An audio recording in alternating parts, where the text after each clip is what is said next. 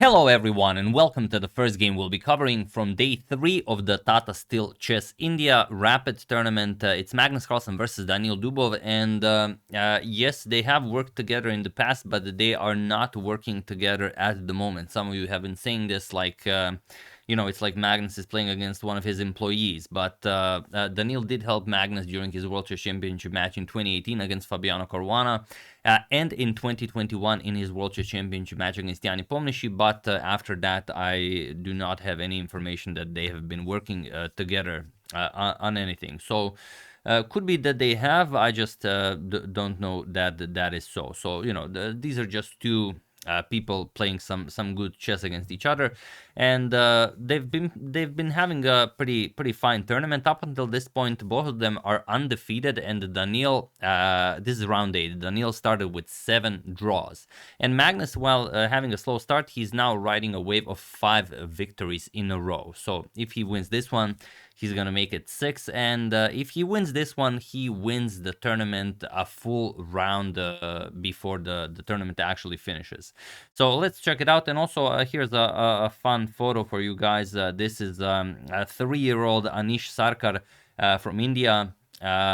Took a nice photo with Magnus here. He visited the event. He's the youngest FIDE rated player in the world, and he's already rated 1500 at the age of 3. That is absolutely incredible, and I thought we should definitely, enjoy a moment to savor this beautiful photo. Now, that being said, and huge congratulations to young Anish. I mean, 3 rated 1500. That is, I have no idea what to think about that. I mean, he's already an active chess player, and playing actual chess. That is just wow. But okay, let's get back to the game. Magnus with white opens with pawn to e4, and Daniil opens with pawn to c5. And while they are not working together at the moment, of course, Daniil knows probably how Magnus is approaching certain openings, how he's thinking, how what he knows. Of course, not the full extent of his knowledge, but maybe a lot better than someone who has not spent as much time working with Magnus. So Magnus will have to try very hard to actually surprise Daniil. We have knight f3, d6, and bishop to b5 with check. Magnus goes for the canal attack. We have bishop to d7, and bishop captures on d7. Queen captures on d7, and pawn to c4, going for the Marozzi structure.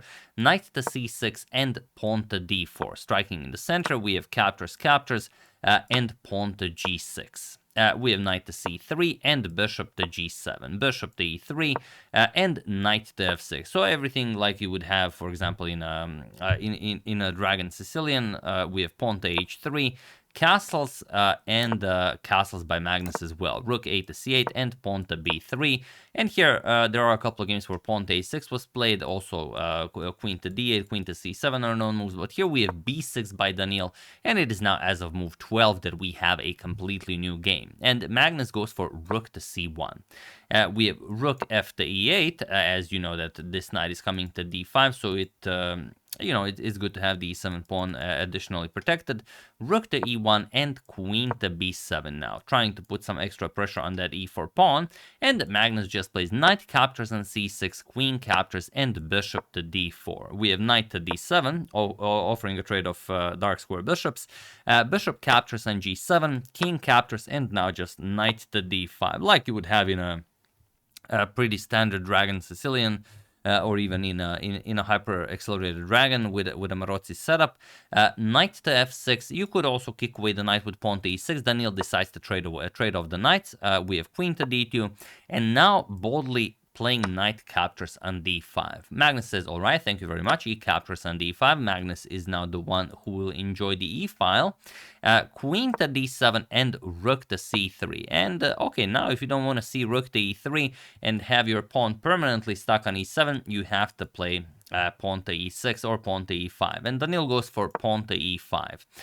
We have d captures on e6, rook captures on e6, and Magnus trades. Rook captures, we have queen captures. Pawn captures looks nice because it gives you a strong center, but it weakens your king. So maybe queen captures is the way to go. Rook to d3. Now Magnus will have the isolated d pawn to play against, and rook to d8. Daniil simply defends it. We have pawn to h4, and now pawn to h5. We have pawn to g3, queen to f6 with some ideas of maybe delivering a check on a1, and king to g2. No reason to allow that. We have queen back to e5, and now pawn to a4 by Magnus. We have queen to e4 with check, king to h2, and now just queen to f5. So not a lot to do here, and both of them have been playing really quickly. Magnus even quicker than that, 21 minutes on the clock to Daniil 16. We have king back to g1, and now rook to e8. Daniil offers the pawn for some tricky stuff like queen to b1 with check, and then you can pick up the b3 pawn, as the rook here also defends the b3 pawn. So Magnus says, all right, let's go queen c3 check first, defend the pawn, and now queen to e5, defending the pawn, and if queens get traded off, then you remove the pawn from being a target. But you do give Magnus the d file to promote his rook into a pig. We have queen captures on e5, d captures, and now rook to d7. The rook is now officially a pig. We have pawn to a5. Rook to a8 to defend the pawn is maybe also interesting, but you will have a passive rook regardless of what you play. Here, Daniil tries pawn to a5, but now rook d6, and you have to have now a passive rook. Rook to b8, we have king to g2, and king to f8. Daniil now starts activating his king. We have rook to d5 going after the e5 pawn, and rook to e8 defending. King f3, and now rook to e6. Here, instead of king to f3, maybe a slight improvement would be to attack the pawn first, and only after the rook moves back to defend it, then king to f3, and it would be slightly better than having the rook on e8 for Magnus, of course. King f3, rook to e6, and now rook to b5. And here Daniil goes pawn to f5. Pawn to f6 is the much calmer approach and the safer one. Point being that here you don't really have pawn to c5, which will be a key move later on. But here, if c5, the point is that the e5 pawn is defended. And now, let's say rook captures on a5, you will go after the b3 pawn. And now, if rook captures, you have this with check, and you will probably also pick up the a4 pawn. So, if anything, black is going to be the one who's up a pawn. But here, after rook to b5, pawn to f5 by Daniil, trying to play a bit more active than possible, and now Magnus strikes with pawn to c5, and now the e5 pawn being a target will be could be a key issue here. We have b captures on c5, Magnus captures the a pawn, and now just rook to c6, defending the pawn instead of going for rook to b6, but now Magnus goes king to e3. King to e2 is a slight improvement, but Daniil doesn't pick up on it as he's already below 1 minute on the clock. But the reason why king to e2 is better is that king to e3 can be met with pawn to e4. That's a problem. And then if you want to go over to the queen side with the white king, then you have to allow a rook d6, rook to d3. But here, after rook to c6 and king to e3, now king to e7. Again, e4 can be played, king to e7 by Daniil, and now rook to b5. The pawn is nicely defended, and you will now play pawn to a5. And maybe even rook to b6, depending on where the black king goes. We have king to e6, g5, last attempt by Dubov to equalize the game. Not equalize, to be slightly worse. But here, king to e6, and now pawn to a5 by Magnus. We have king to d6, king to d3, and pawn to f4. Magnus captures, and now king to c4. And this is the problem. Now the c5 pawn is attacked twice. You can't really move the king away from the defense of the pawn. You can't move the rook away from the defense of the pawn like the block or anything. You can't really move the rook up the c file because then you allow the a pawn to march forward. There's really not much you can do here. So Daniil strikes with the g5 now, which was the only move a couple of moves ago, but now it's also a losing one. H captures on g5. Pawn to h4, we have rook to b8. Magnus playing the absolute best moves as usual. King to e5, we have rook to h8, putting the rook behind the passed pawn. King to f5, and now rook captures on h4. King captures on g5, and rook to h3. We have king to g4 and rook to c3.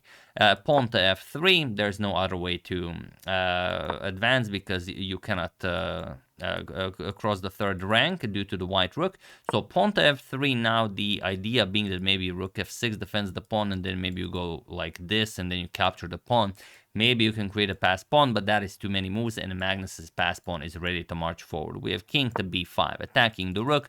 Rook has to move rook f6, and now pawn to a6. And he was in this position on move 54 that Daniil Dubov resigned the game, as there is nothing more to be done here. It's a very, very clean win by Magnus, and like I said, there were a couple of chances where Dubov could have just held on, but yeah, I mean, Magnus burned his time, below the 1 minute mark, and then Dubov just couldn't keep up. But here, if you try something like king h3, a7, and then let's say rook f8 to defend the queening square, let's say rook to c1 to put the rook behind the pass pawn, king to g2, let's say rook to a1. Now the problem is if you go rook to a8, then rook a2 defends the pawn, and you have no moves. This does nothing, the king has no squares, and you will just play king to b6, king to b7, promote the pawn, and win the game easily.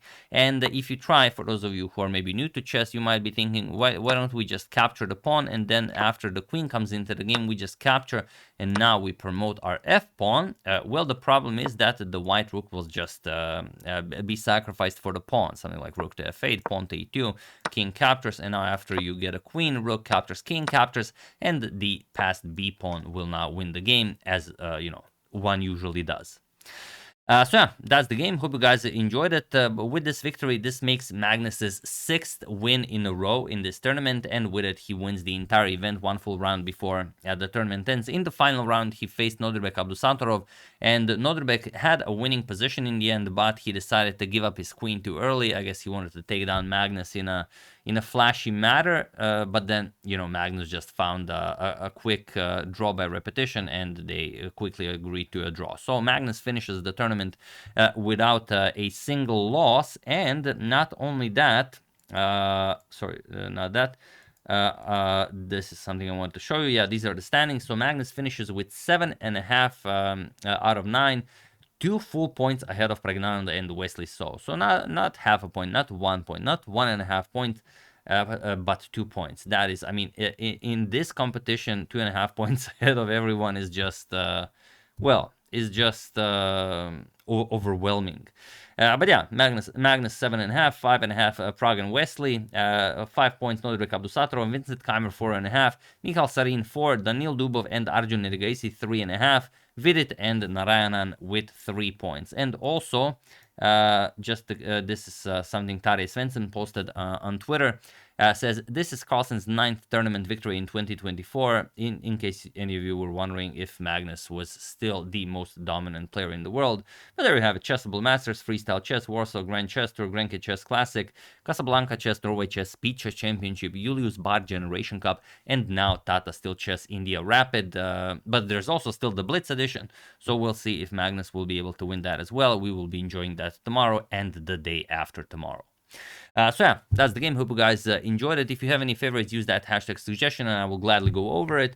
I would like to thank Gordon Solars, Robert Kiefer, Jeffrey Johnson, Yusuf Evelyn, and Dan McCormick for a contribution to my channel. Thank you a lot. I really appreciate it. As usual, you can check 2 of my previous videos here. Thank you all for watching, and I will see you soon, continuing to check up on your wonderful suggestions and whatever else happens in the chess world. So thank you all. I will see you soon, and have an excellent rest of your day.